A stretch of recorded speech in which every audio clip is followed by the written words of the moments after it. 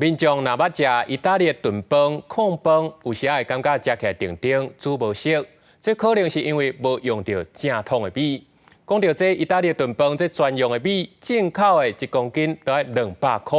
不过即马花莲农改场有开发出一种花莲26号米，就是一款台湾本土种的，专门用来炖饭的米种。加各种色水的大洞放起伫顶悬，意大利风格的披萨就完成啊！意大利料理无新奇，不过其实这意大利披萨炖饭，拢是用台湾新品种的米水稻花莲26号做的。农业部花莲农改场讲，这种米就是为着炖饭开7年的时间研发成功的。所以，我们花莲的26号有刚刚那3高的特色。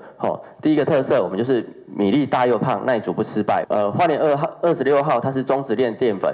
烹煮之后呢，它颗粒分明，不糊烂。最后就是花莲26号有一个高比例的新白，因为新白比例代表米的中间它有更多的空隙可以去吸收汤汁。用来做炖饭的米爱耐煮袂烂，长时间炖了后食起来阁爱 Q。